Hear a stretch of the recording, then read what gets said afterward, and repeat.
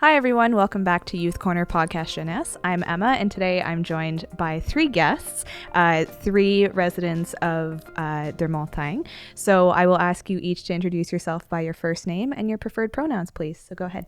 I'm Sophia, and my pronouns are she, her. Hi, my name's Leonna, and my pronouns are she, her. Hi, I'm Melina, and she, her. Wonderful. Okay, so we're going to get started. This is actually the first time that we're all meeting as well. So can you guys tell me what year are you guys in right now? We're all in Sec 4. In Sec 4, okay. So if anybody is listening and is not from the Quebec system, Secondary 4 is the equivalent of grade 10. So you guys are getting pretty close to graduation. You got a year and 3 months left about?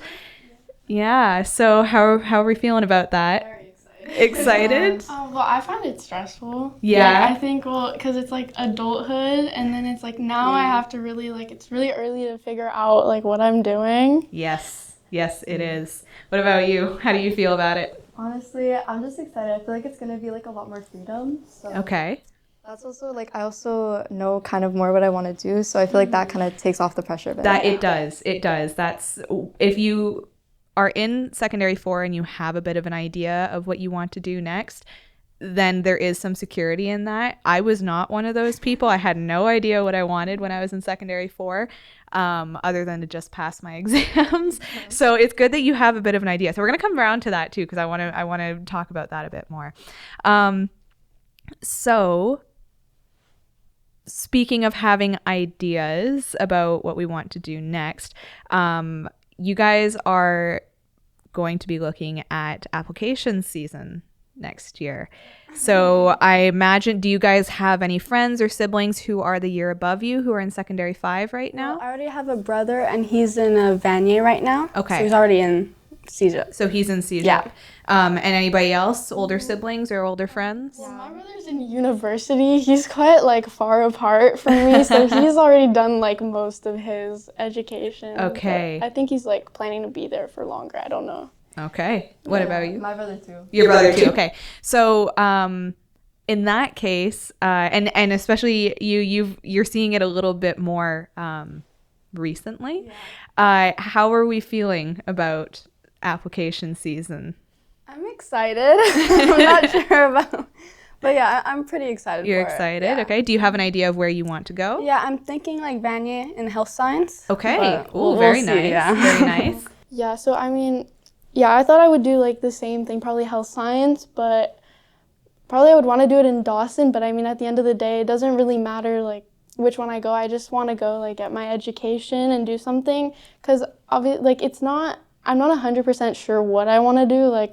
I think that's my plan A, but it might change. And you've got lots of time still to figure out plan B, plan C, all of the plans that you need. You have time to figure them out, but it's good to have a starting point. Yeah. What about you? I'm not really sure where I'm gonna go, but I really want to do something in architecture. Oh. Because I'm very good at art, and also I'm pretty good at math as well. So I really love that. It's a good field for the blend of the two. So I think that could be really, really cool. And I know that I think it's McGill has a really good architecture program as well too. So there's lots of opportunities for you, especially, and not just in Quebec as well too. There's so many opportunities for architecture and for health sciences as well. Across the country, because they're two things that never go out of demand. Well, that's really cool. It's kind of interesting getting to talk to you guys now as you're getting close to the end of Secondary 4, because Secondary 5 really does get swallowed up by, you're in the last stages of it, and that year, at least in my experience, absolutely flew by. So it's almost over now. We're feeling it's getting near in the final exams. We're at our last term, and we're oh wow, it's actually going really fast. Yeah. So when does exam season start for you guys? End of May. End of May. Yeah. Okay. And then there's a bit of a break, and then 2 weeks again in mid-June. School. Yeah. Right. And then we go out school. And Okay. It's the rest. Okay. The ministry. Exactly. That was going to be my next point, is that you guys have your first batch of ministry exams this year too. So I believe it's still, and maybe it's different depending on the schools, but I'm pretty sure the ministry exams for secondary 4 are math, science, and history, correct? Yeah, correct. Yeah, so those are big ones too. I know that I was more stressed out for my secondary 4 exams than I was for my secondary 5 exams. Yeah, terrifying. But I think that you guys are in a good position to be going into those exams right now, is that you're aware of the kind of the gravity around them as well. You know, it's in the name of it, ministry exams. So you know that these are kind of deciding factors. Yeah. They're not the end all be all, but they are pretty important. Yeah, I'm so happy it's not French. Yes. Oh, yeah, no, they've been putting like a lot of emphasis on this since the beginning of the year, being like these 3 exams. Like, I mean, obviously we know they're all important because we need all our credits. Of so course. Like either way, that's the goal. Like we want to pass, but these especially, it's like there's a lot of emphasis. Yeah. So in that case, and you mentioned that there's been emphasis put on them from the very beginning of the year. Have you felt at all like the entire year has been preparing you for these, or do you feel prepared going into them, or do you feel like there's something lacking? I feel like this is the first year that I really feel like I've learned something. Oh, okay. That's like important. Now I'm actually starting to see like, oh, we're learning this for a reason. The dots are all yeah, connecting. exactly. Well, that's good. Can you give me an example of that? Well, like especially in math, I find this year everything we've learned like in high school, it's all starting to come together now. Where like it's just all coming together finally. And there's a certain, maybe I would hope that you guys feel the sentiment of, there's a certain reward element to that of, oh, it's making sense. I can do this now. Which I hope that a lot of people your guys' age go through that and get to experience that, because especially if you struggle in a certain subject, you might feel like this is never going to make sense for me. But then lo and behold, a few years later, it's like, oh, okay, yeah, there it is. It's all clicking. But it's honestly, I definitely think it's better to have that epiphany a little bit earlier in life than later, because it opens up your chances a little bit more too, especially for you two planning to go into health sciences and for you going into architecture as well. This is kind of like a critical year for you guys. Like having math and science in there is pretty big. Okay. So speaking on school matters a little bit, you three, that's actually how you guys came to know about Four Corners. You guys are part of a particular program that goes into volunteer work and things like that. Can you tell me a little bit about it? What's the program called? Yeah, so it's called YPI, Youth Philanthropy Initiative. Yeah.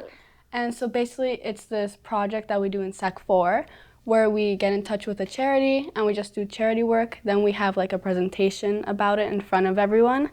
And yeah, we might be able to like win a grant for that charity. Wow. And yeah, and it was like you go head to head, and it's like based on a vote of people in the school. Wow. And then who wins, that your charity will receive like the grant that the school is donating. That's really cool. That's really cool. So what course or program was this project based out of? for CCQ. CCQ. Okay. And CCQ is fairly new to the Quebec education system. Yeah, because it used to be ERC, but Yes. then they changed it to CCQ. Yes.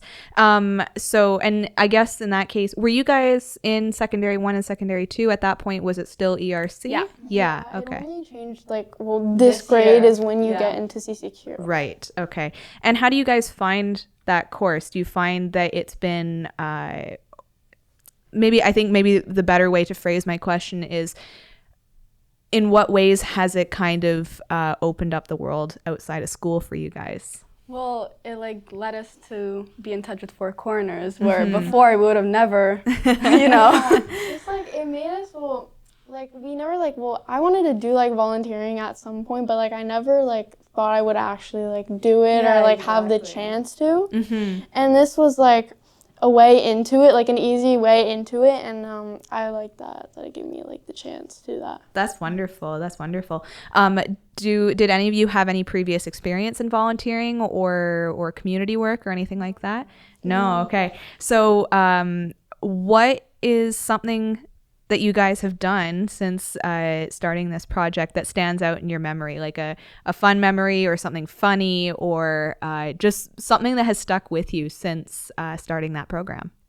Well, I really loved volunteering at the Santa Claus parade, and it was very cool just seeing all the different people, then also all of the, like, what are they called? The floats? Yeah, exactly. It was very interesting just to see everyone, and then, yeah.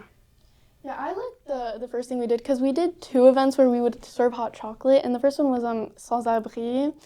Yes. Yeah, and I liked it because it was like, well, it was the first time I did volunteering, and I just thought like it was a really nice atmosphere, and it just felt good, like showing people, and I was like, actually, this is really nice, and it was just like it made me feel like, oh, I should do this more. Yeah. I agree with the atmosphere. I love the people at Four Corners, so I think that would be like my takeaway. Oh, I'm so glad to hear that. I'm really glad to hear that. So, and if I understand correctly, this program was it's optional, right? Like you guys are not obligated to be part of it. YPI? Yeah. YPI, we had to do Yeah. it 'cause Okay. it was for like school. Except the volunteering was optional. Yeah. Volunteering was optional. Okay. That's interesting. So I don't know if it's still the case. I think it is. But over in Ontario, you need a certain number of volunteer hours in order to graduate high school. And if you don't meet that criteria, then, you have to catch up with it the same way that, if you don't have all the credits for your math class, then you might have to go to summer classes to be able to get those credits. What do you guys think about, do you think it would be beneficial or not that beneficial for Quebec high schools to make a certain number of volunteer hours mandatory? And if you think that would be beneficial, in what capacity do you think it would be best applied? Honestly, I think that would be super beneficial because I feel like there's also like an aspect where like I feel like a lot of people want to volunteer, but they just don't know how. Mm-hmm. So having maybe like their own kind of CCQ class to kind of show them like where they can do that. But then like other than that, you can just help people and it makes you feel good. So I definitely think it would be great. I didn't know much about like volunteering, but then once we did it, I was like, wow, this is actually like amazing. I would really like to do this more. That's why we wanted to we joined the youth committee because we were like, this is just like really fun, and also it is good too like to have it everywhere because it does give you kind of like an experience of the outside world and like interacting with people. Yeah, very much so. I think that's probably the biggest takeaway, especially at your guys' age too, is that it gives you an idea of how people interact with each other outside of a school setting. And that, at least in the volunteer experiences that I have been observing with people your age, but in a different high school, one that I work more closely with, that's what they have all said too, is that they have never left a volunteer trip or a volunteer activity feeling anything but really, really fulfilled. Why do you guys think that is? What is the factor in volunteer work and community work that has that effect on people? It makes you feel useful. Yeah. Oh, okay. Yeah, for sure. You're actually helping people. Yeah, it's like, it's like you're just helping, like you're talking to people, and it feels good to get to know other people and interact with people that you wouldn't normally in like any other circumstance, and it's just like it's just a new space where you just get to meet people too, and it's a rewarding feeling. Yeah. Good. Yeah.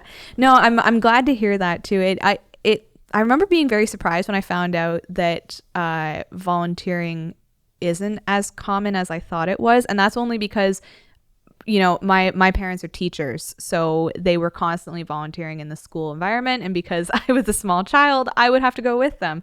So my view on it was always a little bit skewed. I didn't realize how few people actually did it, but it opens so many doors, like you guys said, for social interaction. And just before we started recording, we were talking about phones and social media and things like that, and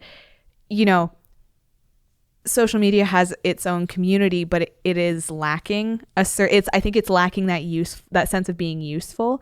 Whereas when you're out doing these things in public and you're meeting strangers and you're talking to strangers, you do feel useful. And I think that that's a critical element in building a community as well. I'm always so curious about your guys' experience with this. So we've got Nuit sans abri. Can you tell me a bit about what that was? Because I don't know that that's super common knowledge for a lot of people. Okay, well, it was for the homeless, right? And then we were like in a tent, and you were just serving hot chocolate. And we to also had people. like soup. Yeah, there was coffee. soup. And then there was also like a band playing too. There was music, so it was just a very nice like community. Where Yeah. it's like a park event. So it was very, And where did you guys do this one? where was it in Saint Joseph, I think. Point Calumet? Yeah. Point Calumet. Okay, because I participated in the one at Saint Adele. And I was like, oh, maybe they were there and I just didn't notice. But no, I'm glad that they do it in a bunch of different towns as well too. Did you guys end up staying for like the full night, or how, like, what was the setup for that? Yeah, we stayed there for like until it really ended, like the event. Okay, Yeah. and around what time did it end? It was later than that. It was like It was by like after sundown, I'm guessing. Yeah, it was dark. Yeah. And was this back in the fall? Was it already getting a little bit cold at that Yeah, point? it was starting to get just slightly cold. Like it was like where you need gloves on your hands. Yes. Yes. Well, and I think I'm very much of the mindset that I think more people should be going out and, doing that kind of volunteer work as well, because it gives you just the slightest idea of how uncomfortable people who are not sheltered can be, especially out in the Laurentians as well. And, when people talk about, volunteer work or community work, they always are looking at it from the perspective of the people who are benefiting from it. But it's a major learning curve for the people who are actually doing the volunteering as well, too. There is a certain level of discomfort as you start to realize that, people live differently than you, and you wouldn't have known that if you hadn't been part of this activity. Have you guys been in a situation where that's kind of happened, where you've kind of had that moment of like, oh, this is actually very different. Like the experience of these people is very different from mine, but I wouldn't have known that before. And it's a bit of a heavy question. So it's okay if you don't have an answer to it, but it's definitely one that I would want people listening to think about as well. I mean, like when you go to the city and like you see them, like it's like even like I didn't need to do volunteering to know that their situation is really different. Like it is, like I don't know. It's really hard to talk about because it is. Because like I can't put myself in my shoes and really understand, like, because that wasn't me. Like that's never happened to me. But I can see like how it is like really a hard situation, and like not knowing where you're gonna sleep the next day, and like even in the winter, like shelters they get full and stuff. Yes. Like you even see it on the news and stuff. So I know, like I can imagine that it is like really a hard situation to live in. Yeah, absolutely. But the fact that you guys are able to even conceptualize that as well is major, and it's a good sign as well.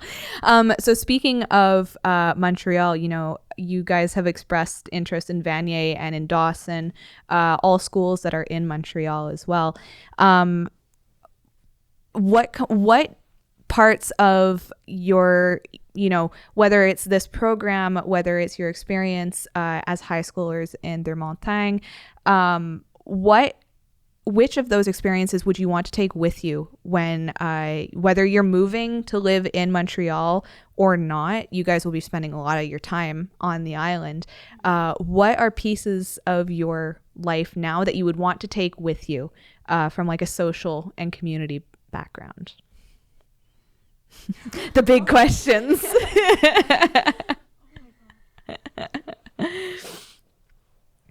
Do you know? Would it help if I gave an answer first to make it a little bit? So, okay, yeah, I realized that afterwards. So I didn't go to, so I went to John Abbott College. So I was on the West Island. I wasn't really downtown or anything, but it was very difficult for me because I didn't want to move away from home. I came from a really, really rural spot in the Laurentians as well too. And it just, I felt like I was stepping into an entirely different realm.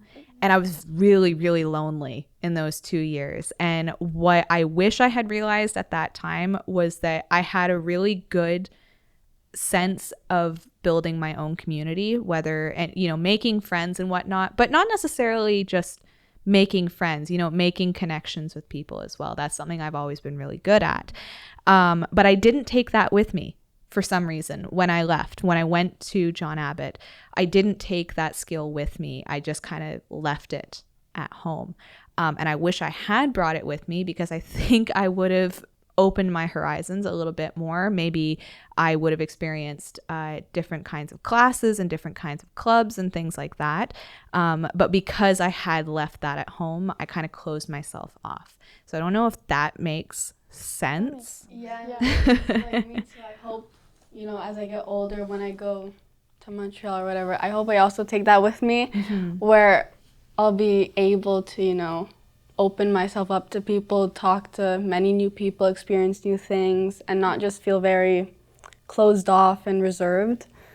Yeah, I don't think like I would take much with me, but I think I would want to learn a lot from it. Like I think it would teach me more than like what I've learned here, because it is like so much bigger, and especially we go to a quite small school, and it's like you know everyone there, and it's like I want to be an environment where there's kind of more like I think it's going to teach me more, and I'm going to just like learn more, and I want to be more like social and just like put myself out there more in like activities and just meeting more people and being more open to it. I think that's like it's going to teach me something. I don't really have an answer to that question, but That's okay. That's totally fine. When you were speaking, it did kind of remind me of like the fact that like as when we are young, we have so many like opportunities or like possibilities, I mean, that like we're not really aware of. And like as we get older, we don't realize that like we really took that for granted, and like right now we can like take so many branches and you know, we should be grateful for that. And you're completely right too. You know, you can't there's a certain amount of having blinders on when you're presently living an experience as well too. You know, when I look back on being 15, 16, 17 years old, there are definitely moments where I go to myself, how on earth did I not pick up on that? Like it was right there. It was so clear that this is what was happening, but I was completely oblivious to it. And it really just comes down to having repeat experiences, which you mentioned being in a really small school. There's a lot of beauty to being in a small school, and there is some really nice elements to knowing everybody and everybody knowing you. But there can also be a detriment to it as well too, is that you're very enclosed in your own environment as well.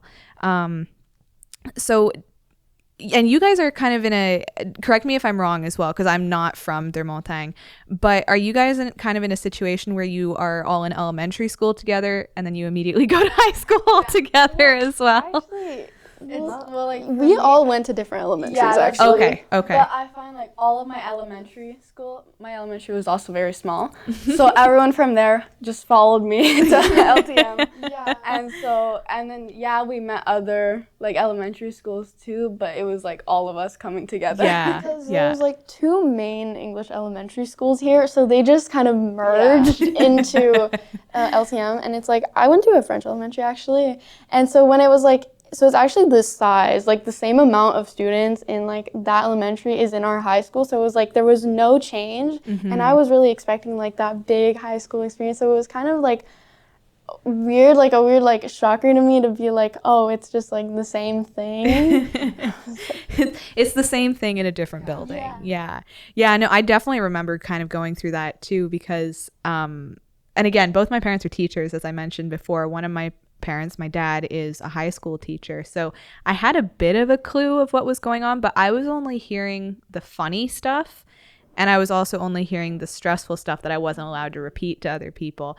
So that definitely kind of skewed my image of it as well. But you guys are completely right. You're like, oh, I was expecting, you know, X, Y, Z, and instead it's just like it's the same people I've known since I was like in like size 2 shoes. I almost have to wonder if there's a certain amount of that to be blamed on media like movies and TV shows and whatnot. 100%. Yeah. Yeah, because it like sets like all these like expectations, like especially already adults play teenagers in movies. That was going to be my next point. I'm so glad you brought that up. We all think like, oh, this is what I'm gonna look like when I'm in high school. It's Disney like Channel movies and Descendants or something. Yeah. It seems like this amazing, like wonderful place. But also there's so many stereotypes. It's like there's Yes. the nerd group, there's the jocks or whatever, and it's like that's not at all. just everybody's No. kind of mixed together. It's exactly that. And I've always found that, you know, there is a certain amount of that grouping that does happen, but there's a lot more blend between them than, you know, the movie world or the TV world would have you think as well. And I think a large amount of that has to do with story writing. It has to be an interesting and exciting story, but also the fact that the actors are all adults, which is a good thing. It's good that they're all adults, but it definitely kind of misleads people a little bit as well. I found it funny when you mentioned the Disney Channel movies as well too, because I think that that's a big perpetrator in that too. And it's funny too because it's catered towards children and young teenagers, but it gives them completely the wrong idea of what's going on. Also, like my idea of high school was Mean Girls. Oh boy, yeah. Yeah, I thought it was like all these movies, and then I got there and it was like, oh, it's very much not like not it. like that.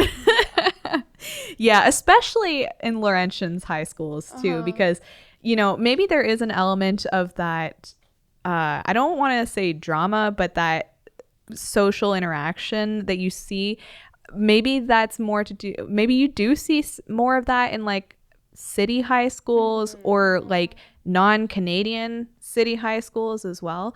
But when you're from the Laurentians, you know everybody and everybody knows you. So maybe that lends itself to that blending of the groups a little bit more too, because it was the same thing 9-10 years ago when I graduated. I have to really think about that.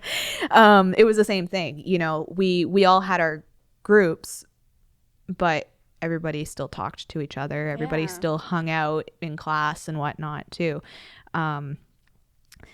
What would you want to tell somebody who is maybe in secondary 2 or secondary 3, whether it's somebody you know right now who's in those grades or you're talking to your younger selves? What do you want to warn them about? That there's a lot more. It's a lot more like serious in terms of, I'm talking about like studies though. Yes. But I think socially, I would just say like, you do like mature a lot. I would just say that to her. I would say to more just like be yourself. Don't try too hard to, you know, be likable or Yeah. I would say, like, don't just like stick to like one group or like one friend group, because that is kind of true that you do like stay in one circle. Like sure, everyone knows each other, but there is like, you know, you'll just really stick in your circle. I would say like just to like explore more and like don't like immediately like think like try to want to get to know people. Don't like enclose yourself and don't think that like everything's embarrassing, because it's not. It's like Yeah. That's so important that you say that too, is like stop thinking that everything is embarrassing, because that's such a roadblock that everybody faces as well too. And spoiler alert, it doesn't entirely go away once you're an adult, but you learn how to manage it a lot better too. So I'm glad that you brought that up, because when you're in high school, and especially in the younger grades too, like that the Sec 2, Sec 3, early Sec 4 range, everything is embarrassing. Everything, it always feels like there's eyes burning into your back a little bit. So to be able, I think if everybody had the opportunity to speak to their younger self, I definitely think that they should, and say exactly that. It's like, it's not that big of a deal. It's not that serious. at that time you do like, you think like that, but then you look back at it and you're like, honestly, nobody cares. Nobody remembers except for you. Or if they do remember, it's for an entirely different reason, and probably not malicious in any way, shape, or form. Because memory works in a funny way. You know, there's things that I remember that, why do I remember that? There was no importance to it. But there could have been like 8 important things going on that I was completely blind to. Awesome. Well, we're going to wrap up pretty soon. So as we get to the closing of this episode, what is something we've talked about? What would you say to your younger self? What are questions that you guys would have for yourselves who are a little bit older? Let's say somebody who's about to finish, the version of you that's about to finish CEGEP, the version of you that's going into university, the version of you that maybe is getting like a really serious job or things like that. What is a question that you would want to ask them? You got to think about that one. I would want to know, like, I would want to know, like, where I am, like, in my relationship wise, and like how I feel, like, socially, like how different I think, and like want to know, like, if I still like talk to the same people that I do, but also like if I like am more out there and have like made myself more like uncomfortable and put myself in like situations, and just like wanted to see if like I've matured and like reached my goals. I want to know if I did more things that are very like risky and adventurous, because right now I'm very much not like that. And it's normal. It's normal at that age. It's a good thing. But I know exactly what you mean. Yeah, honestly, just the same thing. I would want to know, like, maybe like I'd honestly just like ask myself, like, are there any pieces of advice that I've learned that I could really use right now? Yeah. Definitely that. Yeah. And I guess there is it is both the joy and the detriment of not being able to speak to our future selves, that sometimes, you know, we want those answers desperately, but you just got to wait and find out. That's wonderful. Well, girls, we're going to wrap up. Thank you so much for coming in. Thank you for coming and doing this episode. You guys have some really wonderful insights. Best of luck to you guys in your exams. I have no worries whatsoever about how you guys are going to do. You're going to do great. And I don't know if I'll be able to speak to you guys again before you go into secondary 5, but enjoy the summer that will eventually come, ignoring the weather that we have outside right now. Just ignore that. But enjoy the rest of your year. Best wishes for exams and for going into secondary 5, and very best wishes with everything that comes next for you guys. So thank you again for tuning in to Youth Corner Podcast Gen S. I am Emma, and we will see you in the next one.